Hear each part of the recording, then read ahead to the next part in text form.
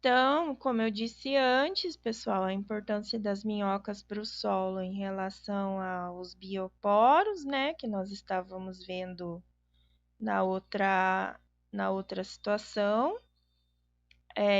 Importância da minhoca para a atividade do solo, pessoal.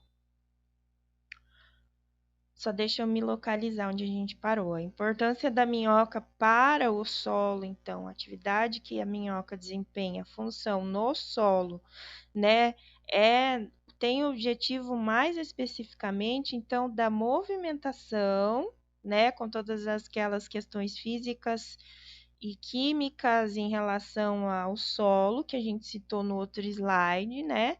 E a ingestão de partículas minerais e orgânicas. Por quê? Porque eu tenho um tipo de nutrição que eu produzo mais excremento de matéria orgânica e eu tenho um outro tipo de nutrição que eu produzo maior excremento de matéria mineral. Espero que vocês tenham entendido essa parte, né? Então, elas formam uma ampla rede de galeria, tanto na direção vertical do solo como na horizontal, né? Então, como eu disse, contribui nos processos físicos, mecânicos e químicos da manutenção da vida do solo. Então, é muito importante. Aqui, como eu mostrei antes, a nossa fotinha do nosso perfil do solo. Então, nossos horizontes, né? Vertical. Quando eu falo horizonte, é horizontal. Então, O, A1, A2, A3, um pouco mais profundo. O nosso B, né? Que é a nossa camada de argila e as nossas rochas e pedras. Então, ainda é relevante a importância da minhoca para o solo, essa atividade constante da minhoca no perfil do solo, seja no horizonte, seja verticalmente, ela resulta na formação de um ambiente característico. Qual que é esse ambiente característico? A gente chama de drilosfera, né?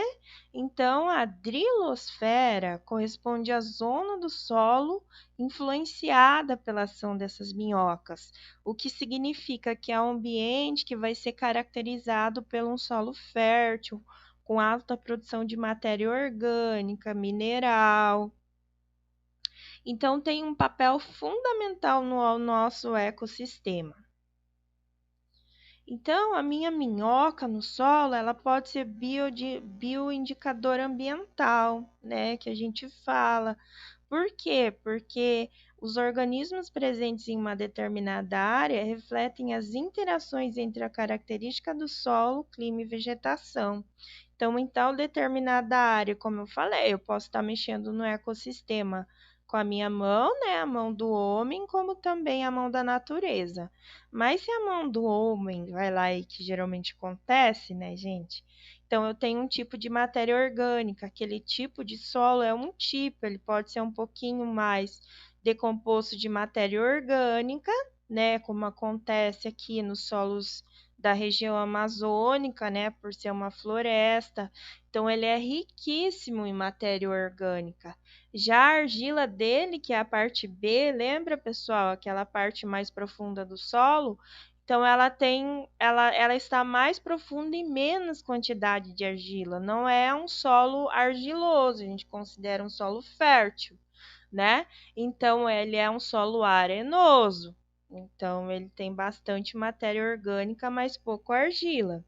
Diferente do nosso perfil do solo lá do sul, né? Que ele é riquíssimo em argila. Então, a gente fala que ele é um solo argiloso.